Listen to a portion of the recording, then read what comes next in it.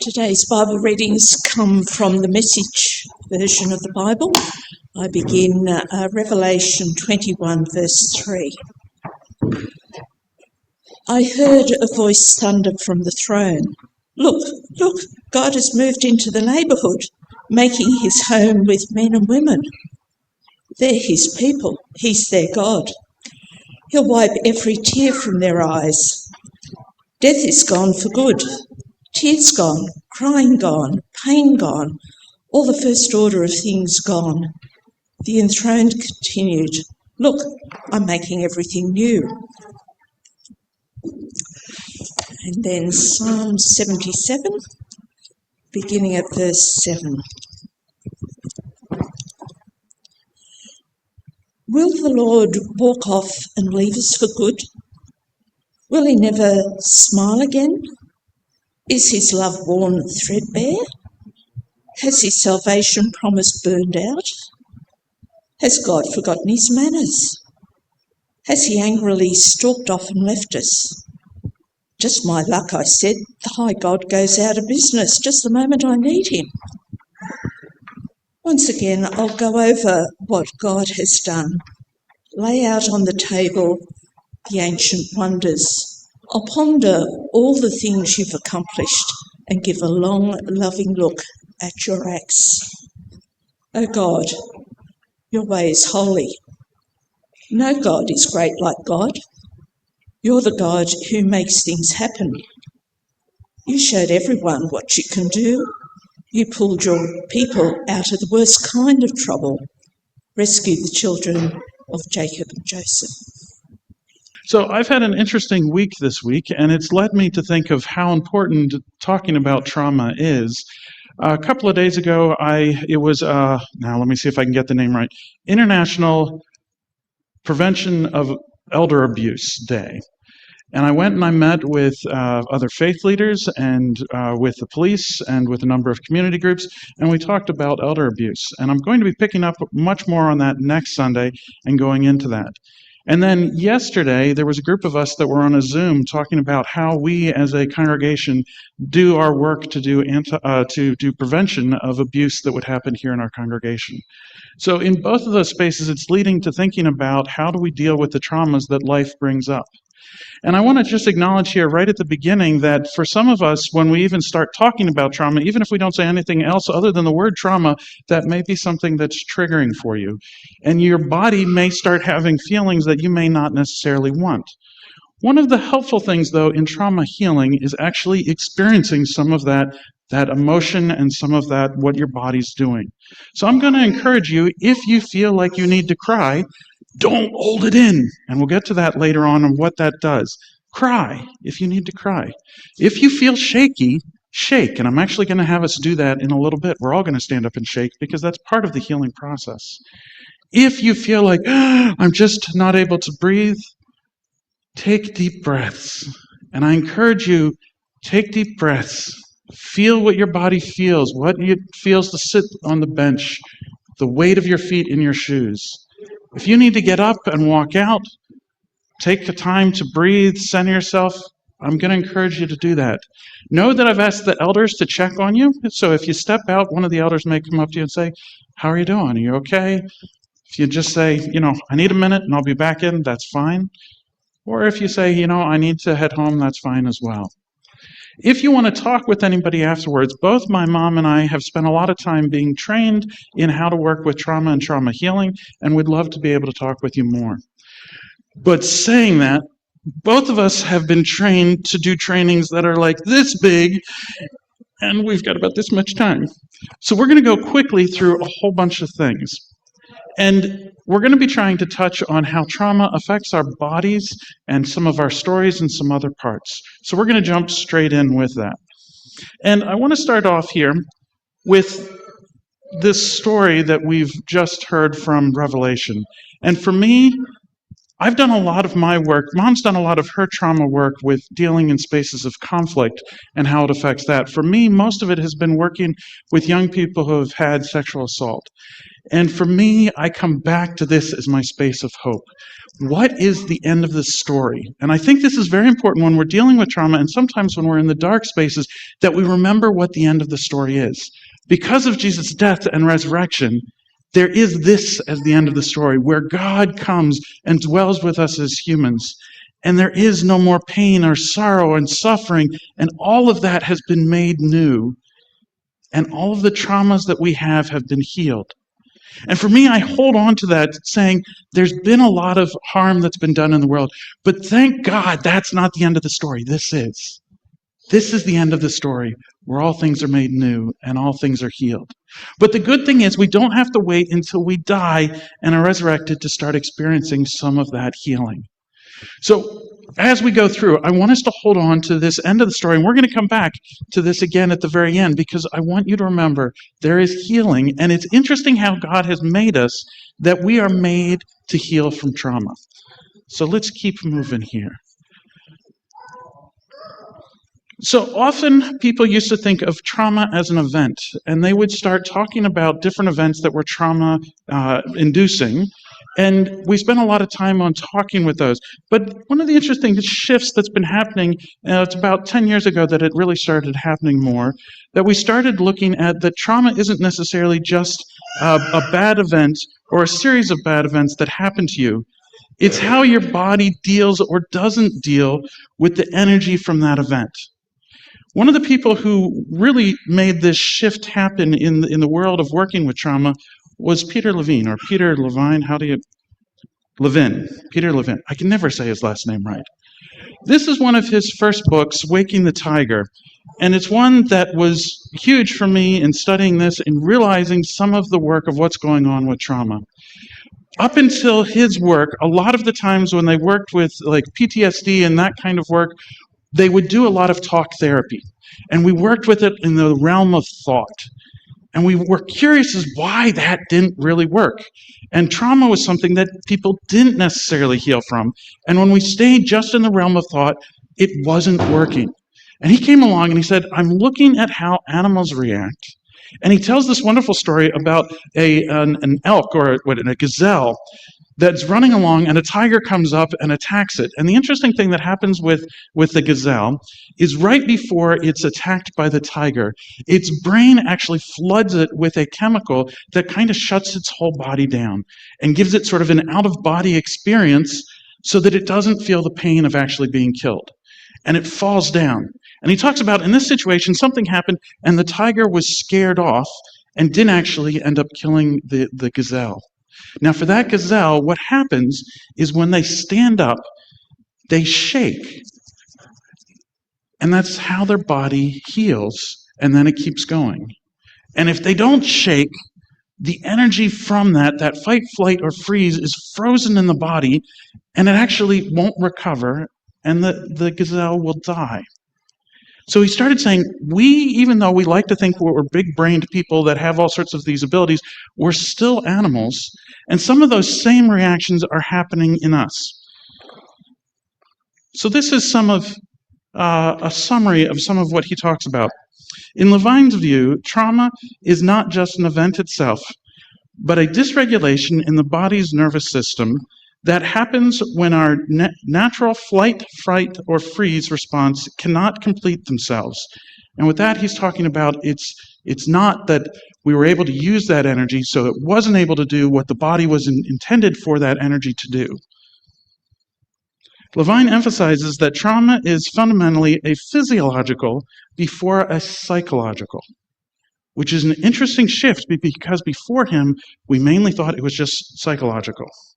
He believes that trauma is locked in the body and can cause long-term distress, leading to anxiety, hyperarousal, and disorientation until the body...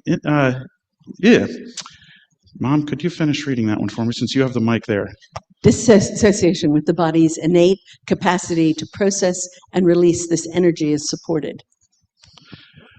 So with his understanding, we started to see and started to thinking more like this, There's trauma in our bodies, and it's connected to the trauma that's in our brain, which is slightly different than the trauma that we have in our thoughts, and also the trauma that we have in our stories. And I want to deal with all of these aspects, but we're going to try to run through them quickly. And we've talked some about what's going on in the body. Now, here I'm going to talk a little bit about what happens when you have the fight, flight, or freeze. Your body is working and it sends all that energy, and sometimes it gets stuck in your body. So some of the traumas, when they started doing this work, they've realized that people who have had a surgery and they're nervous about that surgery going in, and they're anesthetized so that they're frozen in a way, their body's energy of that nervousness is sort of unnaturally frozen in your body. And sometimes we get experiences of trauma from a surgery because we weren't able to move. Our body wasn't able to react.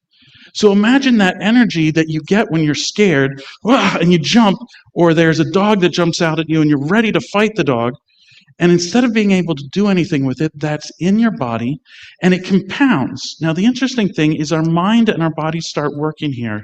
And your mind sometimes says, I don't want to go back to that pain of that experience that I had in that trauma. So anytime we come close to thinking about it and we say, hey, I want to be able to deal with that problem, the brain says to our body, nope, I'm going to lock down, hold that in, we're not getting close to that, that was too scary. And instead of being able to deal with that, we again have those emotions that we shove in as sort of energy that's stuck in our body. So there's this interesting energy part in our body when we're dealing with trauma, and how do we deal with it? It's stuck in there.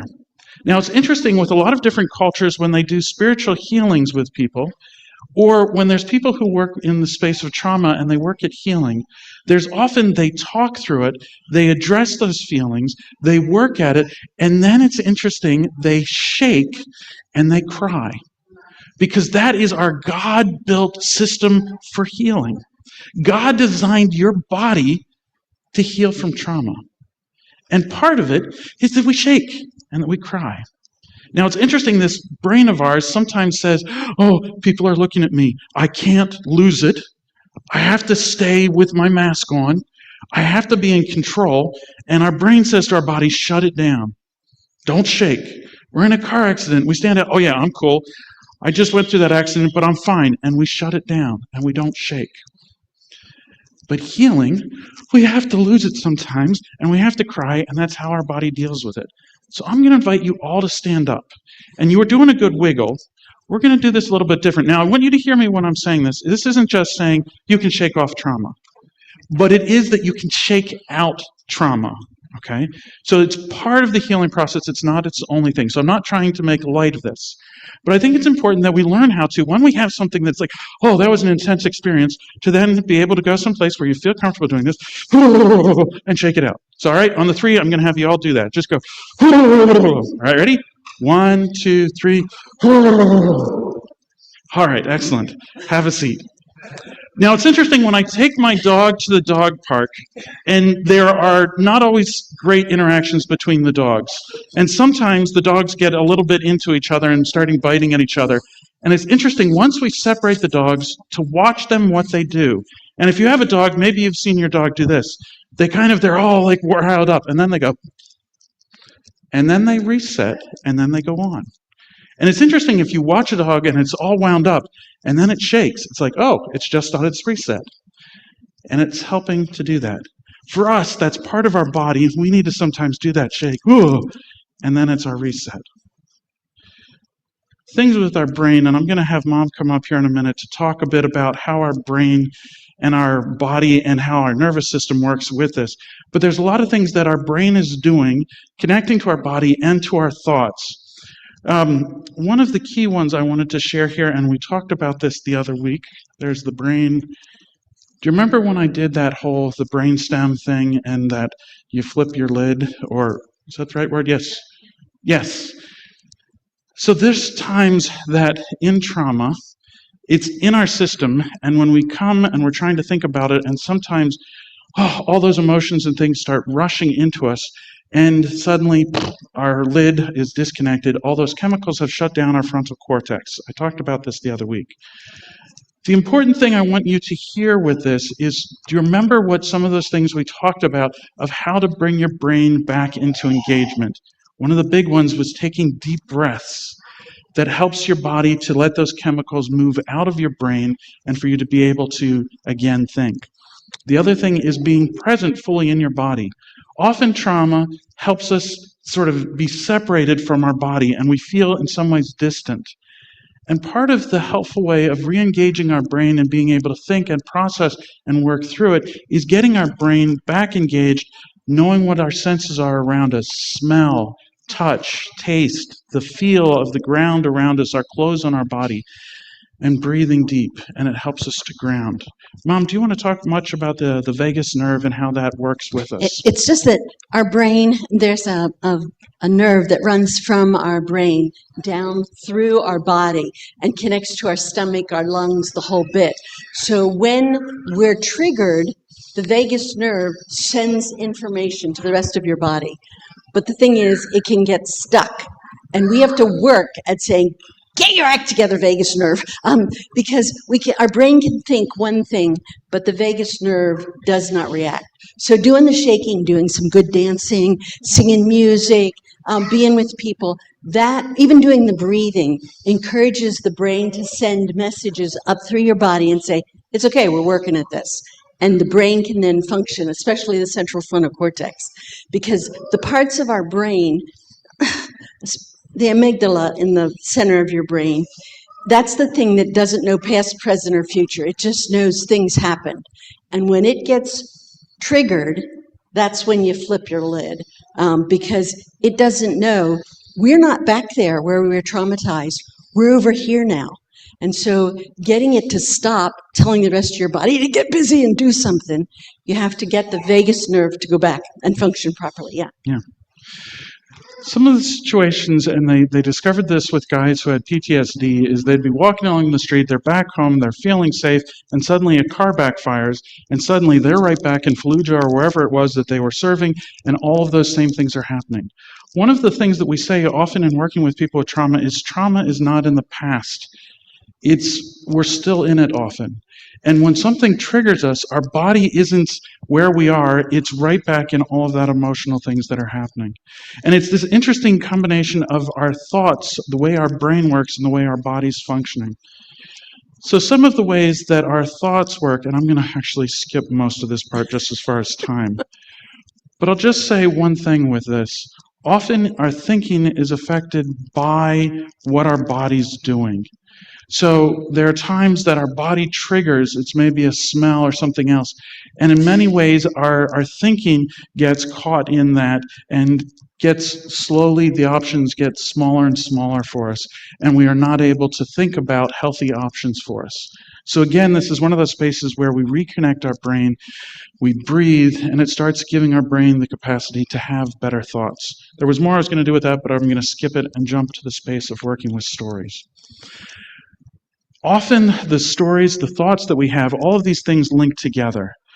But we often start telling stories about that trauma that I had, and sometimes that telling that story more embeds that in us. And we do this both as individuals and also as groups. And I'll just share one example of this done in the US as a group thing. 9/11 happened. There was this massive trauma that people had, but then our leaders started telling certain stories with it, which led a bunch of Americans to have certain feelings and interpretations of those feelings of what had happened. And it moved us to a place where in the US, we were more quickly ready to go and traumatize someone else. Telling those stories in a different way would have led us to another outcome. Often, and we'll get to this in a little bit, there's a cycle where there's the victim cycle and an aggressor cycle. And often we switch from one to the other, and it's often in the stories that we tell that interpret the experience. There was this young guy that had a traumatic experience where he was in a huge tsunami, and most of his family was killed right away by the tsunami, but he and his grandmother saw it coming, and they ran. And they ran and they ran, and they saw a tree, and they got to the tree, and the grandmother helped him up into the tree, and just as he reached down to help her up, the wave came and hit her and took her out of his hands, and he couldn't hold on. And he told the story over and over again that he wasn't good enough, that he was a failure, that he wasn't strong, that he wasn't able to save his grandmother. And as he worked with the counselors, they said, "Can we tell your story?" They had him tell it several times. They said, "Can we tell you your story?" And they told the story in a slightly different way.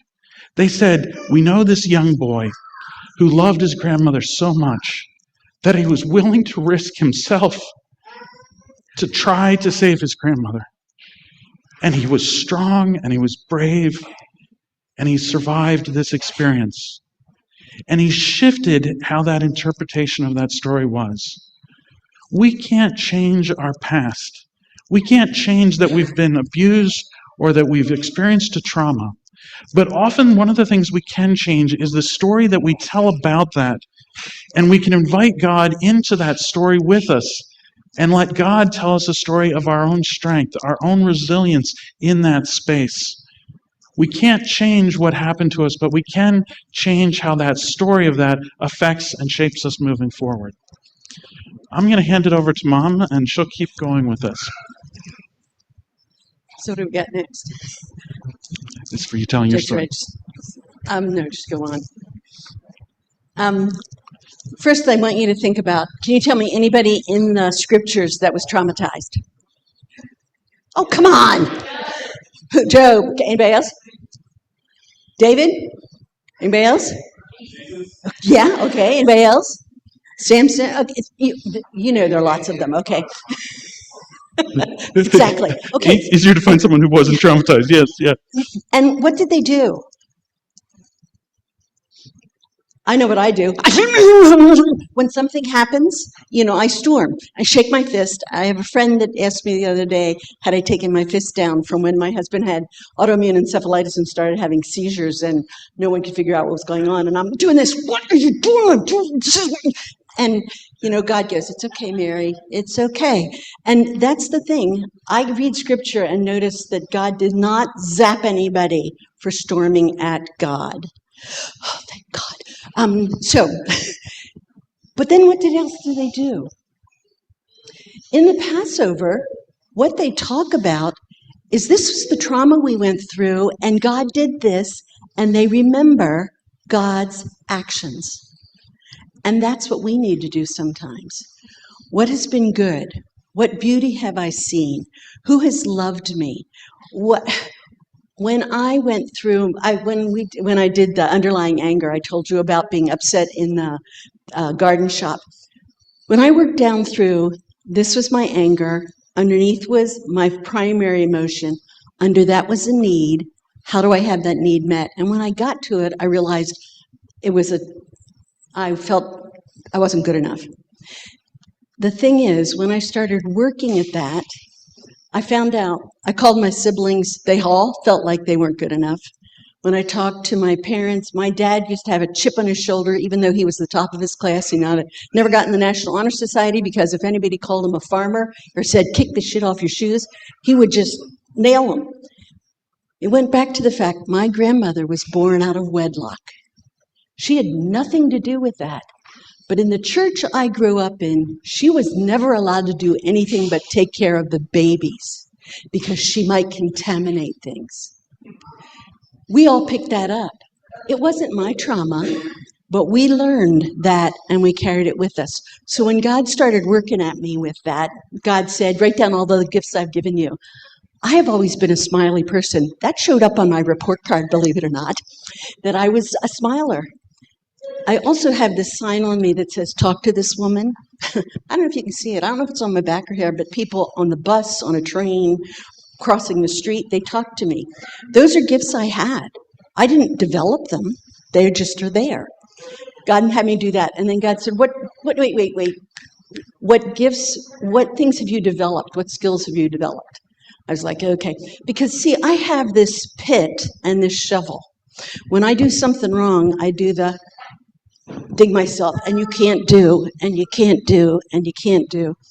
And so the net that God has put over my shovel and my pit, when I start to pick up my shovel, God says, wait, what gifts have I given you? Wait, what are the things you've learned? Wait, what are the things you have accomplished? Wait, who has blessed you, who's been in your life? So part of that is what Micah was talking about, changing the stories in your head. That's working at that. So I love this because you missed the first part of this psalm. The first part of the psalm is where the people are doing the stomping and complaining to God. But then they get to this, as the Lord walked off. I love the last bit of this. Just my luck, I said, the high God retires just the moment when I need him. Yeah, that's, can you do that? Or once again, I'll go over what God has done. Laid out on the table, the ancient wonders. I'll ponder all the things you've accomplished and give a good, long, loving work at your acts. This is what we need to do part of the time. Stop. What beauty is around you? Where have you seen God act before?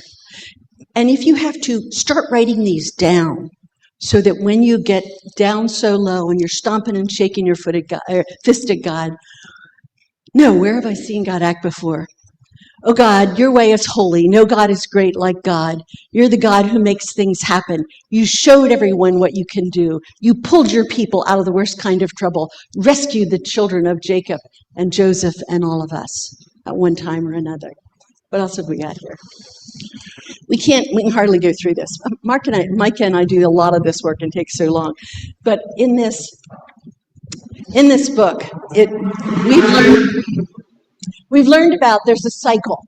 When trauma happens, there are things that happen to you and you don't have control of it. It's what's going on. But you end up,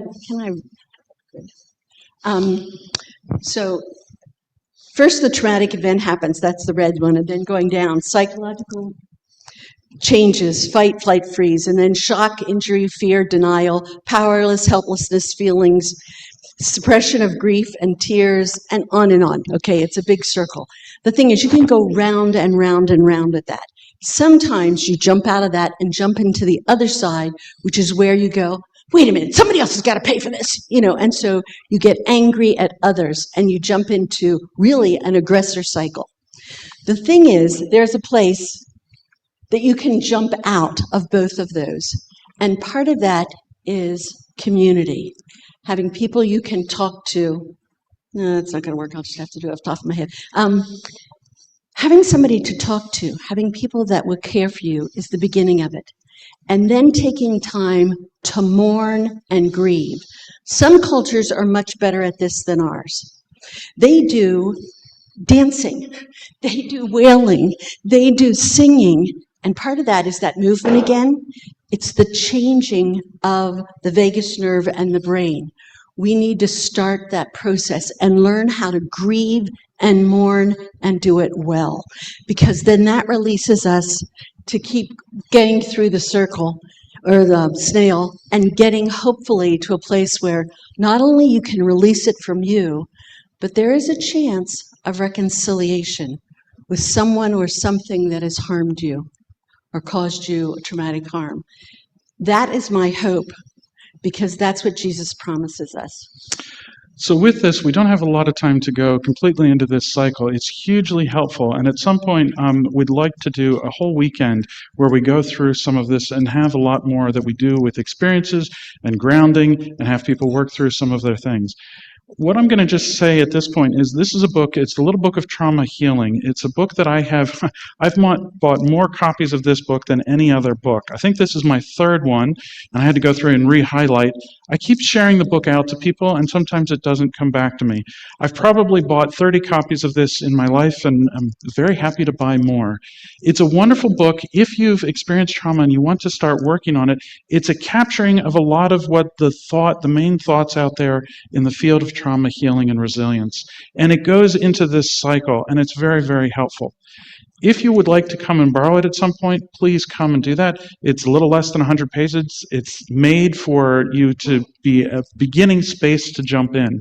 There's also a whole bunch of other books that both Mom and I have that are, if you want to go diving deeper in. But this is the one that I would encourage you to start with. One of the helpful ones is The Body Keeps the Score, which really does a lot of work building on Peter Levine's work and works on how our bodies hold on to that trauma. So Yeah. One of the things is at 9/11, the Mennonites decided that they needed to do some work on trauma. And then a lot of that book was created because of that, helping people in the area in Manhattan start dealing, and it came through churches, dealing with how to deal with all the trauma there. So one of the key things is thinking about resilience. Part of our work is not just how do you heal from a trauma, but how do you keep working in the space of resilience? And I like to think of resilience as thinking about a basketball. Basketballs are made to be bounced down. And if you've ever played, sometimes if you play with the ball and it's not fully pumped up, you throw the ball down and it kind of goes bloop and it doesn't bounce back. Part of what resilience is that building up the things in us that when a trauma throws us down, we're able to bounce back from it. And a large part of that is agency. It's interesting, there had a situation where there was a whole bunch of children that were taken captive on this bus, and 3 of them worked at trying to get everybody else out. And those 3, because they had agency, because they were active, and they were taking that fight, flight, or freeze, and they were putting it into action, afterwards, when they did get everybody out, the 3 of them healed from their traumas quite quickly. But for those that sort of just sat and didn't take an active role, didn't have agency that they felt, they struggled in that trauma much more. So part of it is how do we, in the after effect, how do we give ourselves agency again? How do we give ourselves agency to change that narrative that we're telling, that we change that narrative to something that we were a survivor, we were strong, that God was present there with us and walked through it with us. Not that God caused trauma. I don't believe that God brings harm in any way, shape, or form. I think that comes from the sinfulness of us. I don't blame God for that. But that God was there and was with you. Whatever it is that you're taking agency with that. The other thing is learning different practices to help you to self-regulate some of your emotions or to be able to name some of those. Those are a huge way to be able to build resilience in yourself. So a few weeks ago, we had the emotions wheel with all the different emotions. Being able to name the different things that are going on for you and being able to say, it's not just that I'm angry, it's that I'm frustrated with this particular thing, or I'm suffering grief from it, or whatever that is, being able to name that in yourself is part of that resilience. And part of the thing with identifying emotions is trying to figure out where you even carry some emotions. Like anger, where do you carry it? Is it in your jaw? Is it across the back of your shoulders? Is it in your fists? Is it, where is it? Where do you carry your fear? Is it a gut thing? Start thinking about that. When I've worked in prison, I've drawn the outline of a person and had the guys identify where in their body they carry those emotions. They don't have emotions, but that's what they try and tell me. But when I start saying, okay, when this happens, where do you feel that? And getting them to start identifying, because your body knows things before your central frontal cortex goes, yeah, that's where it is. Okay, so trying to start identifying when you feel something, where does your body feel it? And part of this understanding how your body carries it, coming through from Mom's line of the family, a lot of the people in my mom's family have gut problems. We end up having problems with our bowels, with all sorts of other things, and it's because that's where we carry our stress and our anger and our... When I'm tense before an important meeting that's really intense, that's where I know I'm carrying it. And it has interesting effects on us. I want to give you one tool here, and then we're going to wrap up. This is one that's a method of helping you to self-regulate some of what's going on. And it's simply holding tight a finger. And they found that this actually helps with different things. So if you see here, for the thumb, It's grief or tears. If you're struggling and you hold that, it's a way of helping you to self-regulate or to manage some of your emotions and being able to come in tune with that. It's kind of like sucking your thumb when you're a kid. You hold on to it. Yeah. So the pointer finger there, fear, terror, panic. This is something that I don't know if you've ever seen somebody who's about to get on stage and they're starting to panic and they grab and they hold their finger like this. I've actually seen a couple of really big name speakers that I'll look at them and go, oh, hey, I know where they picked up that trick. And they're really squeezing that finger, and it helps them to work through that. The middle finger, anger and rage. Funny that's the middle finger. Worry and anxiety is the next one, the ring finger, and then lack of self-esteem is holding the pinky there. So this is just one tool of working with both our bodies, our brains, our emotions, trying to help us work and have some resilience when we come into that. Would love to work more in this space, and I'd invite you, if you want to continue having a conversation about trauma or some of your own experiences and how to do that, I would encourage you to come and talk with Mom or I, but I also would really encourage you to talk with a counselor who knows how to do both the body work and the brain work, who can help you to walk through that in a way that you can face some of the emotions, you can get to the spot where you can release some of that pent-up energy, and you can work at healing. And I want to end with this. This is one of the lines from the song, and it's one of the reasons why we chose this song, and I think it is perfect, and it's the message I want you to walk away with. There's no sorrow on earth that heaven can't heal. God has made you to be able to heal, and God wants you not just to heal in the end, but now. And I think it's always important, even in the midst of feeling like you're in the darkness and the struggle, and when you're feeling triggered, to remember the end of that story that God is bringing where there is healing of all pain. And that's where my hope lies. That for you, whatever traumas you've experienced, there's healing that God has for you. There's a space where God wants you to be able to move on, look back at that experience, and yes, it was bad, but it no longer holds the power over you in the same way, that you are free, that you are made new. I'm going to close us in prayer here, but please, if you want to talk more, come and talk with us after the service. God, I thank you for being an amazing, loving God who designed our bodies and our brains and our emotions, knowing that we are living in a sinful, broken, hurtful world. And you designed us to be able to heal from the very beginning. God, continue to work with us. Shower us with your love. Remind us of our worth. Help us to learn to have resilience, to take back our agency, and help us to gather with one another and remind us of your love and our love for each other. Help us as a community to be able to stand with each other, to heal, and be a people that invites others to heal. Be with us and guide us with your loving Spirit. In Jesus' name we pray. Amen. As we close today, we're going to do something different with the closing song. My parents brought a song that we're going to listen to. We're going to just play it, and I want you to close your eyes and to listen to the words of this song.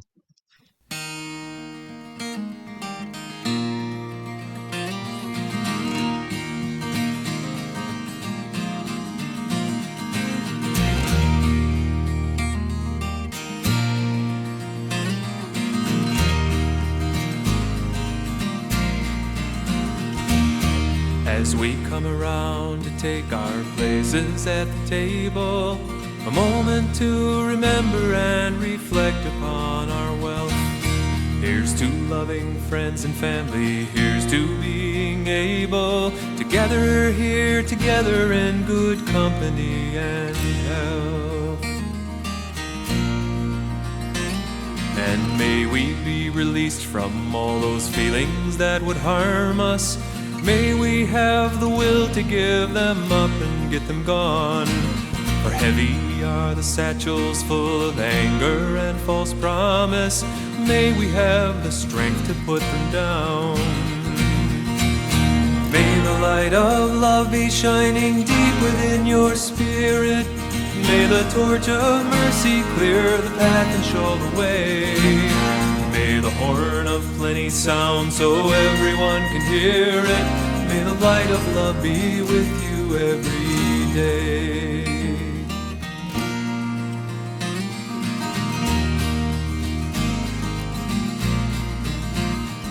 And may we wish the best for everyone that we encounter. May we swallow pride and may we do away with fear. For it's only what we do not know that we have grown afraid of, and only what we do not choose to hear. May the light of love be shining deep within your spirit. May the torch of mercy clear the path and show the way. May the horn of plenty sound so everyone can hear it. May the light of love be with you every day. And as we bless our daily bread and drink our day's libation, may we be reminded of the lost and wayward soul, the hungry and the homeless that we have in every nation. May we fill each empty cup and bowl. May nothing ever come between or threaten to divide us. May we never take for granted all the gifts that we receive, being ever mindful of the unseen hands that guide us and the miracles that cause us to believe. May the light of love be shining deep within your spirit. May the torch of mercy clear the path and show the way. May the horn of plenty sound so everyone can hear it. May the light of love be with you every day. May the horn of plenty sound so everyone can hear it. May the light of love be with you. May the light of love be with you. May the light of love be with you every day.